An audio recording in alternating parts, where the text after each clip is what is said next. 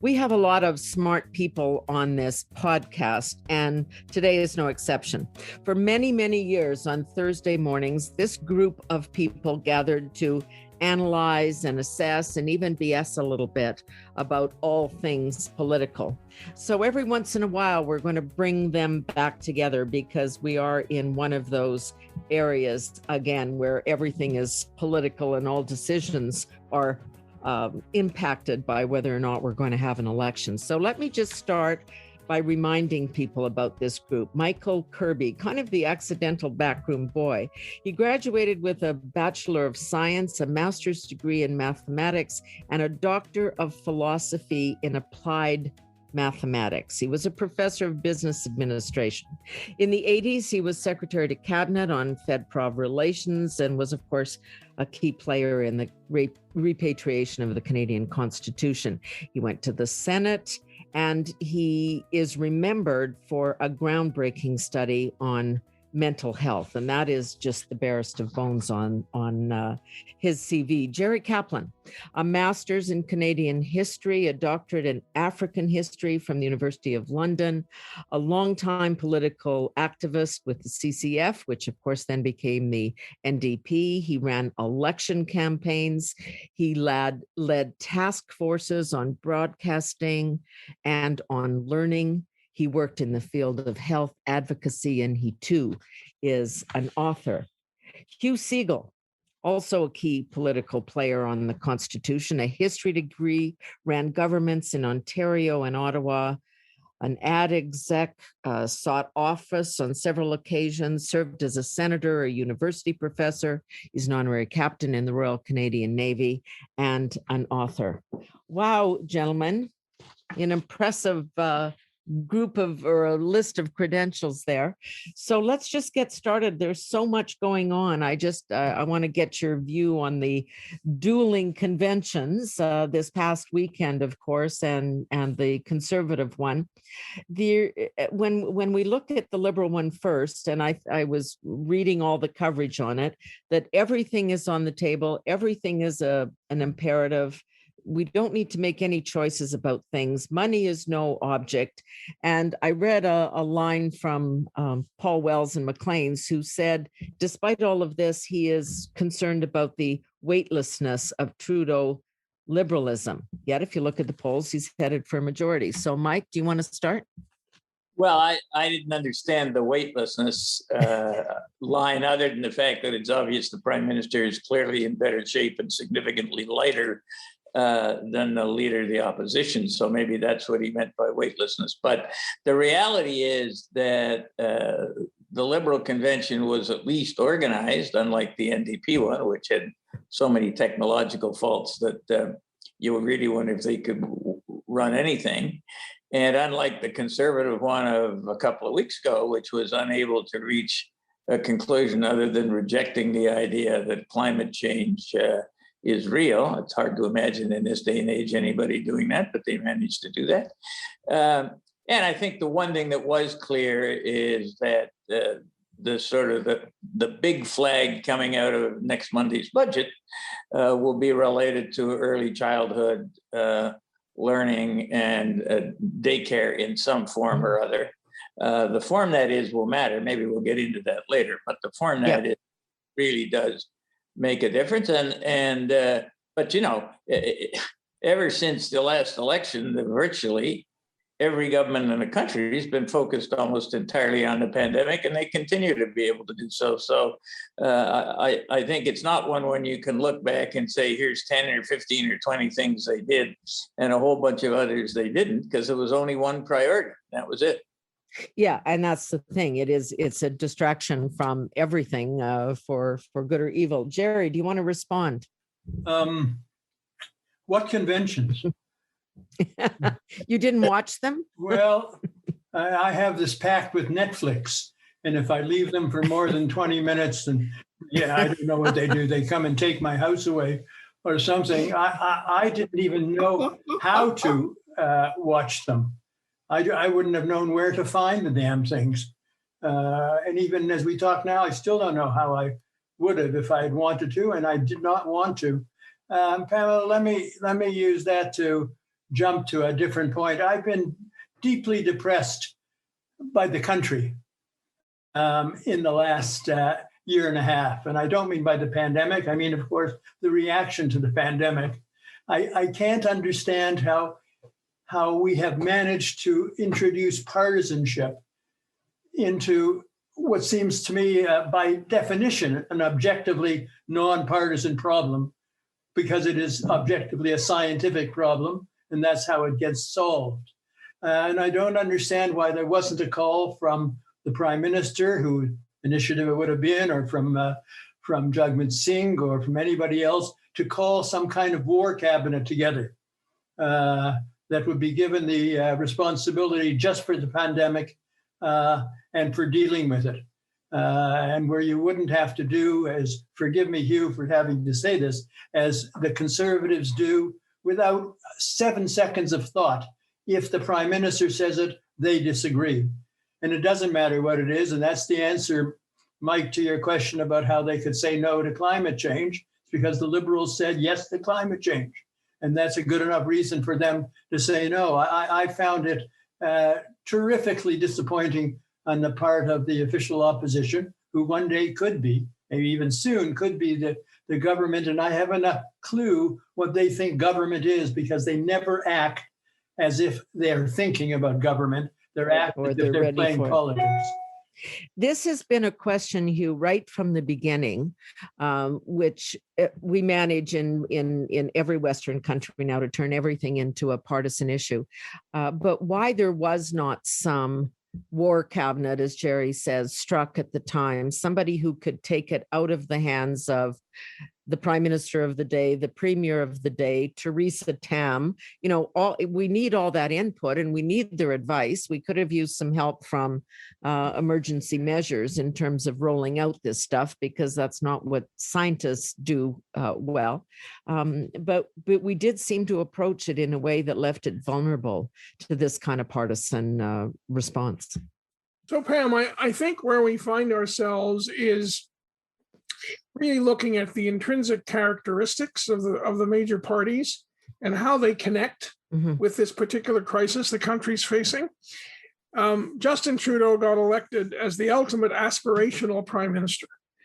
In that election of 2015, Mr. Harper was saying, no, the deficit's we're not going to increase we're not going to have a debt. We're going to be tough. Right. And then normally the aspirational New Democrats said, me too. We're not going to have a deficit. Not us. No. And of course, there was cheering on the Liberal bus, because they knew that after 10 years of Harper, the country was actually looking for change, for a slightly more cheery disposition.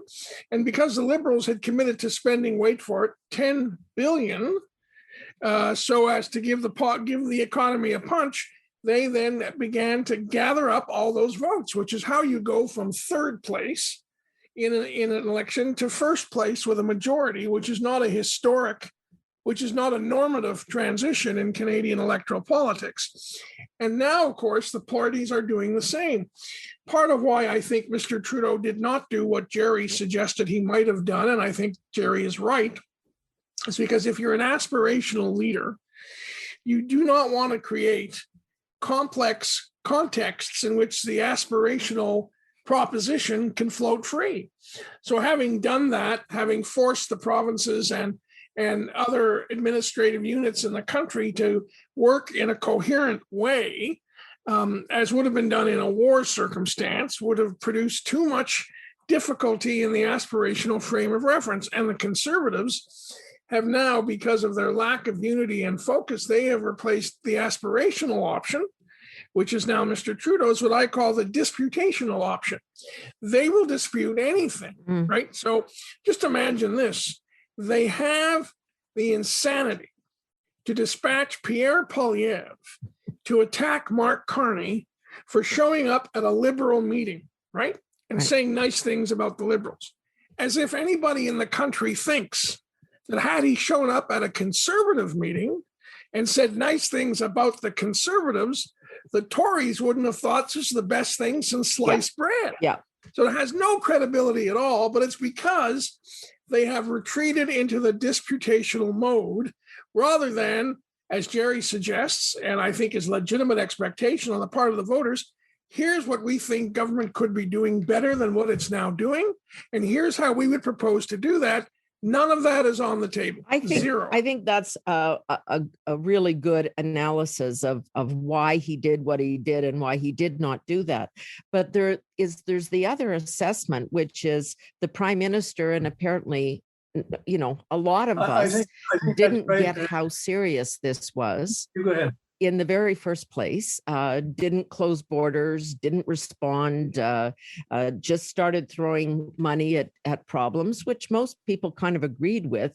We had to do something, but it soon devolved away from being aspirational into just getting up in the morning and throwing money. The prime minister said on the weekends, 8 out of every $10 spent on COVID relief comes from the federal Liberals.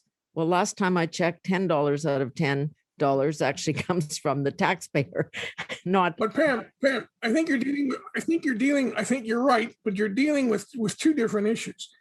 I think the structural question for government, regardless of who's in office now, what was it about our data sources, our health intelligence around the world, that allowed us to move so slowly and timidly when there are other countries, by the way, who are in greater risk theoretically, like Taiwan, right on the shore, and or South Korea, that moved remarkably quickly to shut down the risks and manage it in a way where their population did well better than we did. Now, but Pam, there's some cultural issues there, but we do have some structural issues in the country. No, I agree. Do not allow us to move as quickly as we can. Hugh's right on the structural issue problem. The fact of the matter is that you can take countries like Taiwan and South Korea, but if you want to look at a fair comparison, you have to look at countries where the culture is very similar. So look at the Western democracies, and they were all very slow in reacting. In Canada, the problem was compounded by the fact that we have really a terrible health information system across the country. The information is collected by the provinces. They tried many years ago, a couple of decades ago now, I guess, to create a national health infoway, which is never, it was better than what they had, but it's never worked very well. The systems in many cases are antiquated. They can't talk to each other. And there's nobody in this country has the authority, because health is a provincial jurisdiction, has the authority to dictate what information should be collected and supplied to one source. And by the way, we would have exactly the same problem if 10 years from now there's another pandemic, unless they deal with the information problem, which my guess is the minute this thing is over, the provinces will continue and to squabble about not wanting to give the feds certain information and not wanting to be able to compare one province with another, because the premier doesn't want the people of his province to know that he's doing a worse job than the premier next door. Mm-hmm. And so this same situation will repeat itself if another issue emerges like COVID. I agree with that totally on just a sec, Jerry. I agree with that on the Fed Prov stuff for sure, that and there needs to be a rethink. But there was also a real naivete about China and about our relationships there. Mike, can you talk to me on that? Yeah, there certainly was, and that continues to be the case, independent of COVID. I mean, it's just going to be an ongoing problem, right? And we didn't want to make China the sort of the scapegoat, the way President Trump tried to. And they were responsible. It appears that that's where it originated. But there have been lots of other cases where illnesses, virus-type illnesses, have originated somewhere and spread around the world. And so simply focusing on blaming China is useful, because politics is the art of shifting the blame, but it's not very constructive in terms of solving the problem. We also had the racist problem of our good friend, now missing, Mr. Trump, who kept throwing China at his constituents. And I think in the rest of the world, let's call it the decent world, there was a great reluctance to associate themselves. I think that was true in Canada for all our politicians, with the idea that it was a Chinese virus. I know, Jerry, but we call the UK variant the UK variant and the Brazil variant the Brazil variant. I mean, come on. Well, maybe nothing could have mattered. Yeah. But there's another large issue that we are still not talking about, and that's Canada's refusal to take public health as opposed to medical health seriously. Tommy Douglas took a while, but he eventually started saying, that was my big mistake. I only worried about doctors and hospitals. Right. I never worried about the fact that most bad health is caused by non-medical means. Most of it is caused by people being poor, by people having bad housing, by people eating badly. That's what causes most of the diseases that make people sick and make people die. And even now, we're still not talking about that. But it's one of the answers to the question that I've asked for over a year. Who the hell are all these people on television that I've never even heard of before, who suddenly are our bosses or our experts or what they are about health? And I guess those are the people who ran the relatively small public health section of the federal government. And I don't know who they ever talked to before the 2 o'clock press conferences that they're now starring in. But they sure didn't talk to the politicians. So there you have a federal provincial system that is as arbitrary and as immobile as the Americans feel about the Second Amendment for guns. We have the same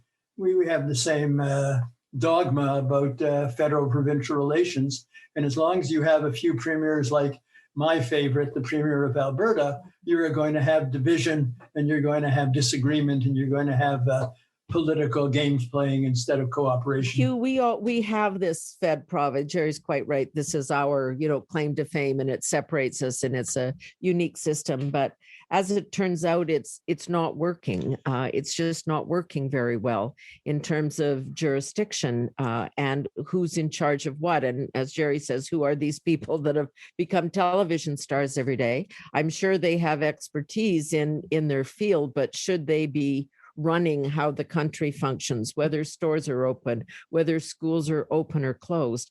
It turns out we've done very badly compared to the United States, as we always hold up as the negative, that Trump was going to ruin the world. As it turns out, they're doing quite well, and we're not, because we don't have enough vaccine to put into people's arms, or in some cases a way to get it there. Well, having just had my vaccine this morning, there you go. At the Rotary Community Hall in Picton, Ontario. I'm not about to complain about that part of the system, but I will say this, where I agree with my colleagues and with you, Pam.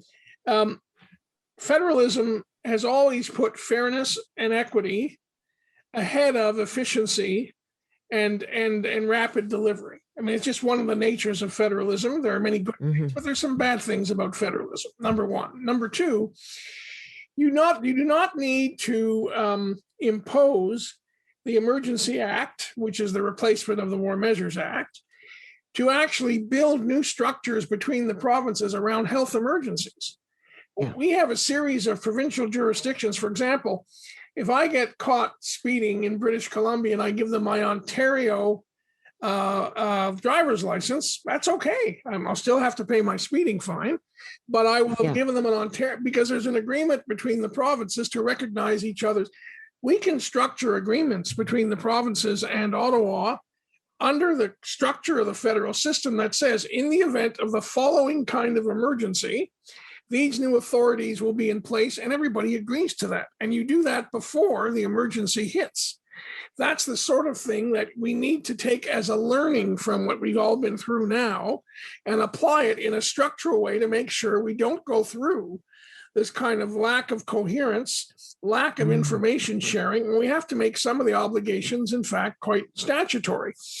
History will tell us that when Churchill had a tiny problem in 1939, he reached out to a Canadian by the name of Beaverbrook. That wasn't his name was Aitken, but it was called Lord Beaverbrook, because he wanted, by the way, his name to reflect an actual place in New Brunswick, where he came from.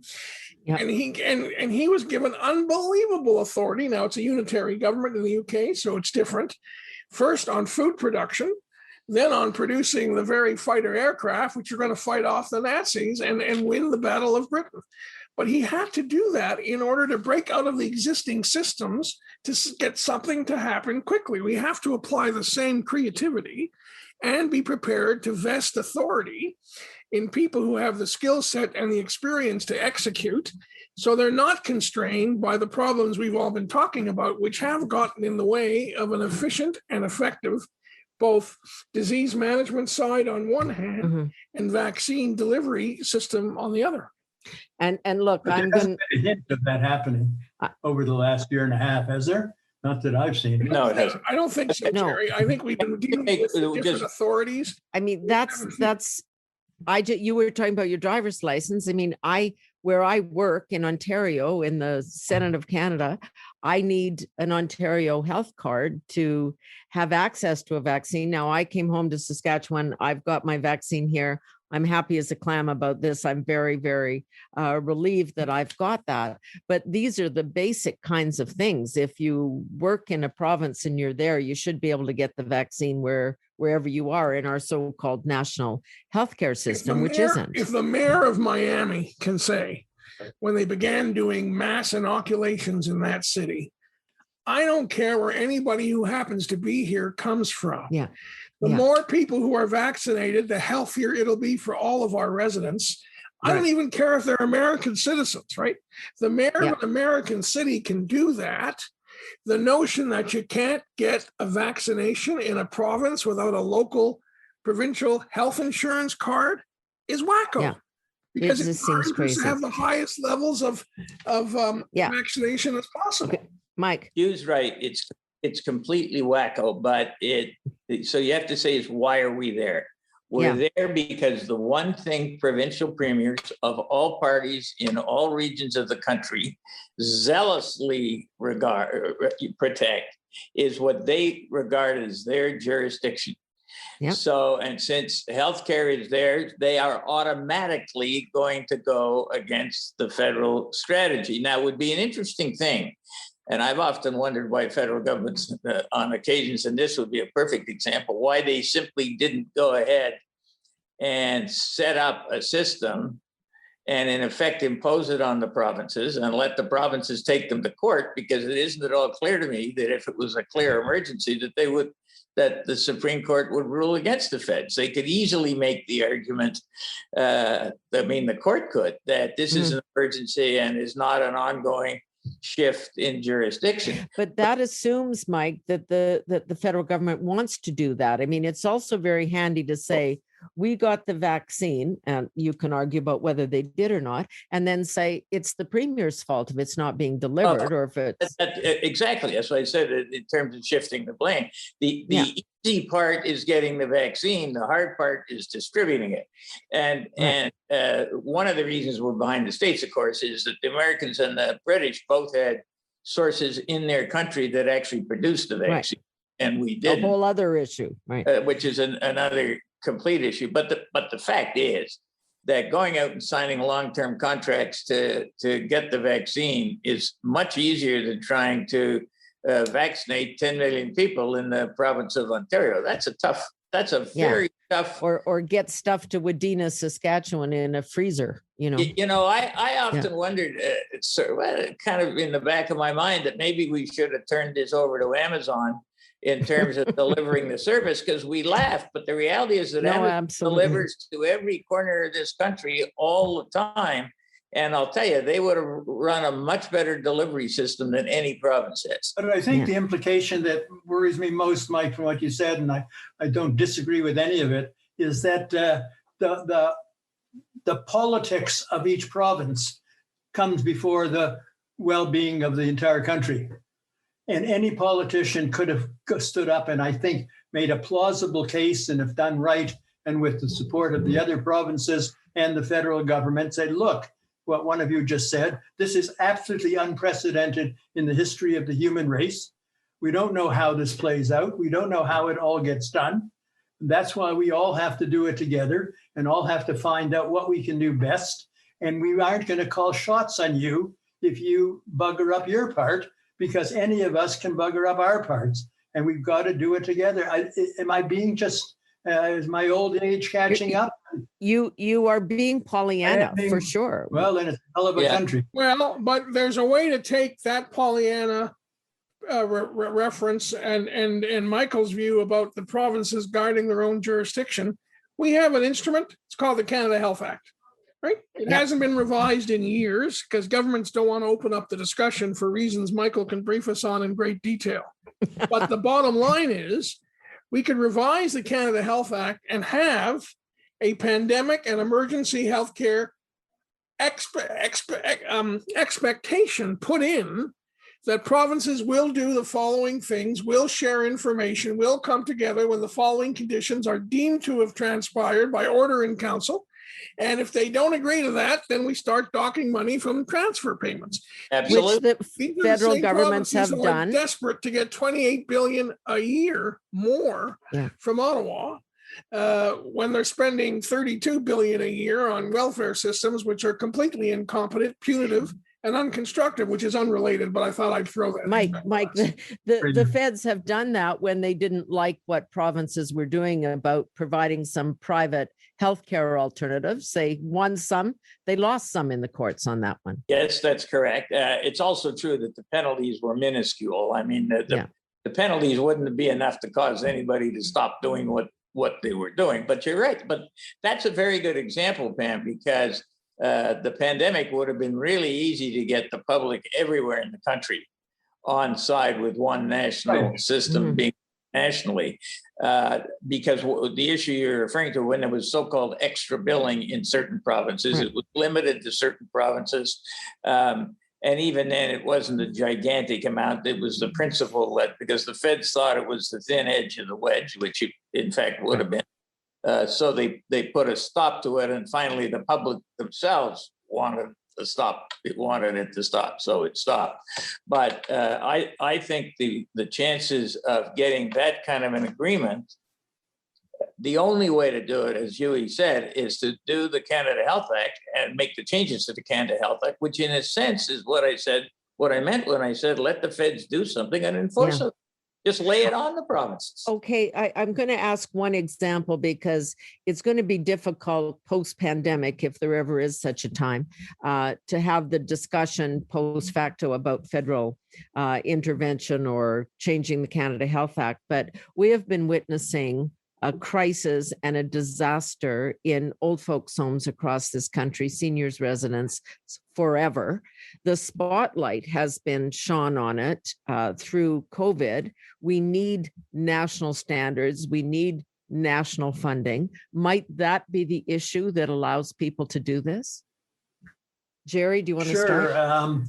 I believe, this Pollyanna again, I believe that somebody had said to us, the Prime Minister or whoever the Governor General might be, or anybody said, you four go out and take care of the old folks' home, that we could have done it in 2 weeks. I believe the easiness of getting special help in there of the many, many people who live in our world in Canada who have had experience taking care of elderly people, and the four nurses and others who have retired, and getting them back in and then paying them a goddamn decent wage instead of the shocking, scandalous wage that we pay them, which drives them away instead of invites them in. I think we could have done it in 2 weeks. And and I say it that way because it remains an absolute mystery to me. For many suffering days, I used to watch the 12 to 4 premiers conferences. And every single day, the Premier of Ontario, who for some time turned himself into a mensch, which we needed badly, would promise that this was going to happen by the time he came on the air the next day. And it never happened, or it happened after they had all died, for heaven's sakes. And it remains it will be a chapter in one of our books about the history. Yes, for sure. And all you have to do is read Andre Picard's book. Go ahead, Mike. It's really important to understand the origin of that problem. the long-term care has never come under the Canada Health Act. It was not covered by Medicare. It has always been purely a provincial responsibility across the country. The feds had nothing to do with long-term care. And the result was, as it became more and more expensive, because more and more people got to the age where they needed long-term care, provinces were finding it a bigger and bigger cost to them, a bigger chunk of their budget. And so they started effectively cutting back. I don't mean reducing the amount of actual money. I mean, not increasing it at the rate it needed to be increased. And that's the root source of the problem. That's why you wound up with wards of 4 people in a room. That's why you wound up with, as Jerry says, ridiculously low salaries for PSWs, why you had no standards for requirements for the number of nurses, because if you increase that to what it should be, the provinces would say they couldn't afford it, et cetera. And so unless we begin to recognize that there has to be a role for the federal government to fund long-term care, because it's becoming such a huge burden on the provinces, particularly the smaller provinces who just can't afford it. With aging populations, right? And it's very much skewed elderly. We're going to have an ongoing problem independent of the pandemic. Hugh, do you want a final word on that topic? Yeah, I had an English professor, an English teacher in grade 10, who used to start every lesson on English literature about some classical piece of literature, and he'd say, look, just keep Arthur Candib's rule in mind. When someone says to you, it's not the money, it's the principle, it's always the money. Don't ever forget that. And the bottom line is as follows. Part of why I think well-intentioned premiers, Jerry, could not deliver on what they genuinely wanted to do was because the economic model on which they had all depended was in fact the private sector, and in some cases the public sector, expanding capacity to deal with people who had difficulties as they got older, which meant they had to be in some kind of institutional framework. And the governments didn't have the money to compete with that. So we got this structure where not only were employees badly paid, as Jerry says, but because they were so badly paid and didn't have sick leave, they had to go from place to place to make enough money to eat. And they became innocent vectors of the virus in the process. I think the answer is actually much more clear, and it's about the money. Why do people end up going into, when they become impaired as they get older, into these facilities? That's the largest reason that people go to these facilities, because of intellectual impairment as they get older. And obviously, the family either can't cope or, more importantly, the family can't hire the help necessary to stay at home. And Samir Sinha and other experts in gerontology have said, whatever the circumstance health-wise of the senior, the longer they stay at home, the longer and better they live, period, over the top. And therefore the answer, frankly, rather than have all these complex structures, private sector and public sector, give the money to people to spend it so they can make private decisions about the kind of living arrangements which will be best for the aged individual, best for the family. And then you'll begin to reduce the market demand for these awful facilities, which are glad to, I notice now they're actually advertising that they have some space. Yeah, no kidding. Because guess what?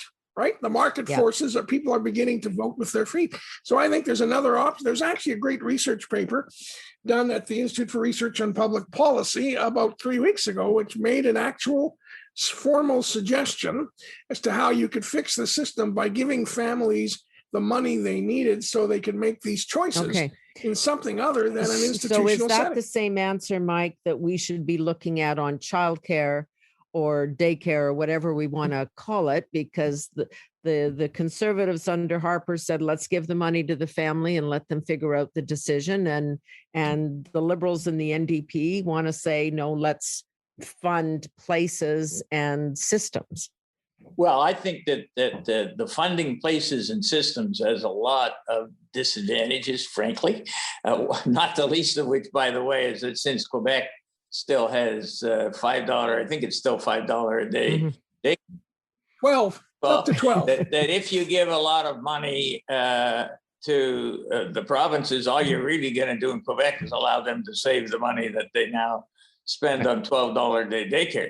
I mean, if what you really want to do is motivate the growth of the right kind of places, you change that. You don't have to give the cash out. You can change the child tax credit. There's a lot of ways you can get the money directly or indirectly into the hands of parents rather than giving it to governments. And I'm completely with Huey. I think that you can save that home care is cheaper. Yep. It's better for everybody. It's not, by the way, it's not just better for the person who is elderly. It's better for the person, for the family. Yep. who's providing the help. I mean, there's no question that when my 90-plus-year-old grandmother came to live with us when I was growing up, that was not just good for her, but it was good for the whole family. I mean, there's an intergenerational bonding element there. Yeah. And I think that the more you can let people make those individual decisions as to what's good in their own unique circumstances, the better off it is. And if that makes me sound like a crazy conservative rather than a Pollyanna like Jerry, I'm sorry, but I actually think that's a much better way to run the system. Let's get a comment from Pollyanna then. I think you're talking about me here now. I'm going to be looking for one of these places at any moment now. I should tell you, we'll have to do our next broadcast from the home I get into. You'll know soon enough, Hugh. You're creeping up on it, I'll tell you.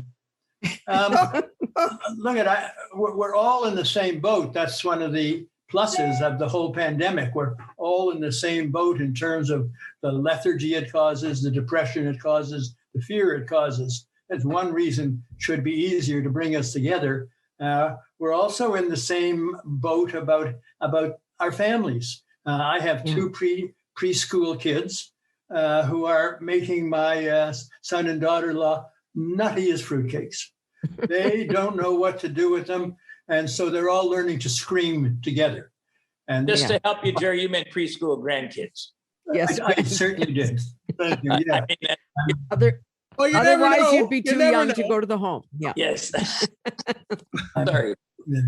And I have two late teen granddaughters who see their lives being destroyed in front of them. That every plan they had is now completely ripped up. They have no idea what they're going to do with their lives, and their level of depression is borderline dangerous as far as I'm concerned. And nobody knows what to do with these kids. The problem with the pay by person that Hugh first raised and Michael picked up is that, especially for homes, don't you have to prove to somebody that you need a caregiver in your home? Doesn't it have to be done on a one-time basis? Preschool is not like that. You go and have, if you're ready for preschool, you can pay for it. But am I gonna be happy if the guy next door suddenly has a couple of nurses turn up when he's younger than I am, and as far as I can tell, he's not nearly as sick as I. But Jerry, if you think about the process by which we all file our taxes, A, because they have our birth date, they know how old we are.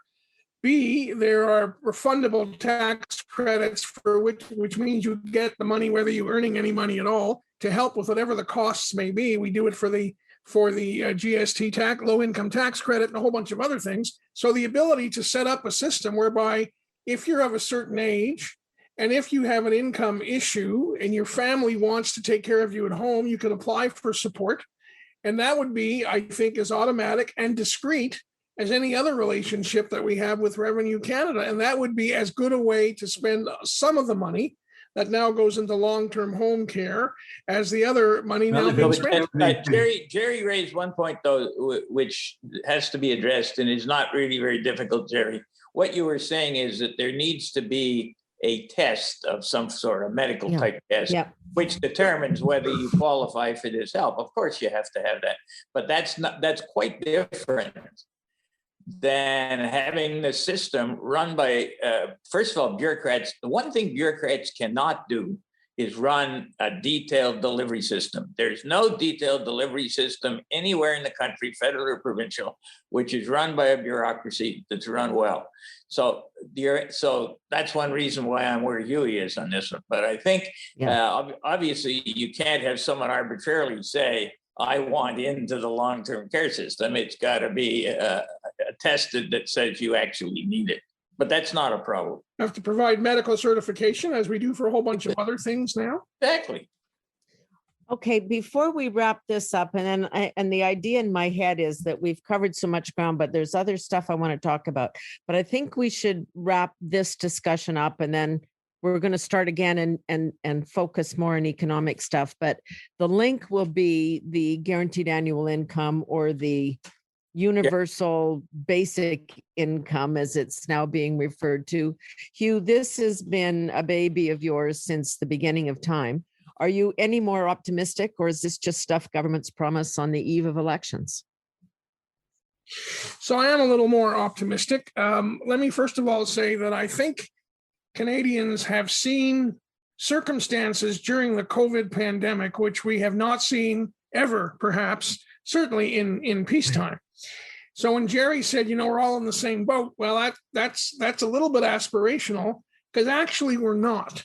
If you do a heat map of where the infection has been the worst, infected the most people, produced the worst outcomes, and generated higher levels of death, those are the poorest parts of town in every single part of our country. The lower your income, the more likely you were to get infected, the more serious the infection was likely to be, and the more likely you were to die earlier than would otherwise be manageable. So we now know that what the social determinants of health data has told us for years, that poverty is a perfect predictor of bad health outcomes. So aside from the horrific lives that people who live in poverty have to try and negotiate every day, we now know that the rest of society pays a very significant price by not addressing that. And for better or for worse, what the CERB showed the country was this: Ottawa determined that not our provincial welfare systems and not our EI system could actually get money in the hands of people, 8.5 million Canadians, who lost their jobs overnight through no fault of their own, with anything like the efficiency that was necessary. So to the credit of the public servants who worked day and night, and the federal government, to their credit, they produced the CERB, and there were circumstances, I can recall here in Kingston, where thousands of kids who lost their jobs in the restaurants could file online on a Monday, and the amount of money was in their account by Wednesday. Was it completely accurate all the time? No, because that wasn't the purpose. The purpose was to keep people liquidity, give them some liquidity, so they wouldn't be in long lineups for food banks in their cars, as was the case through about 30 American states. And the government did that well. So we know CRA can do that. We know it's more nimble than provincial welfare programs, which universally, except for Newfoundland, don't pay any of their recipients anything more than half the poverty line in their own province. And we know now through the parliamentary budget officer, that kind of program, based on the Ontario model, Liberal Win model, as it was from Premier Win, would actually slash the level of poverty by half in this country, from 3.5 million people permanently, 10% of the population, to less than half, which would have a huge impact on the pathologies of poverty, on healthcare issues, on how well the kids did in school. So we now have those elements. We have two provinces, Newfoundland and Labrador, and PEI, who've gone through either a legislative resolution or a detailed year-long all-party committee in the case of PEI, who've asked for the basic income. The premier of PEI, a red Tory, by the way, with support from the Liberals and the Green Party, who are the other parties, and the NDP, have written the Prime Minister to say, we're ready to go in PEI, and we're prepared to contribute our welfare payments to a new basic income, so as the federal government would not be paying 100 cents on the dollar. So I think we're closer, and the Liberals have voted for it again. There's a private member's bill from Julie Dershowitz from Downsview, who has brought in a proposal that would provide a statutory mandate for the Minister of Finance to work with the provinces to bring in an implementation plan. Federal government could take that on without spending a penny to move this thing down the road. So I am more optimistic than I've been for a long time that we're closer than we have been. What can I say? I hope Hugh has taken over the Pollyanna role. I'd be thrilled if he was right. But I have to say, I grew up on this stuff, literally. When I became a young socialist and then at the age of 18 at the University of Toronto, this is what we talked about all the time, poverty. Around the same time, Michael Harrington in the United States wrote a book on poverty in America that so troubled John F. Kennedy that he pretended to try to do something about it. But we've known throughout the Western world that poverty was a destructive and widespread problem, and we have managed successfully to do very little about it for all these years. If Hugh's constant lobbying, which I applaud, can get us somewhere, if he can get his party to not say no, sir, which is their natural mode, I'd be the first one to applaud. Michael, are they going to do it? I think that Hugh's closer to being right than wrong.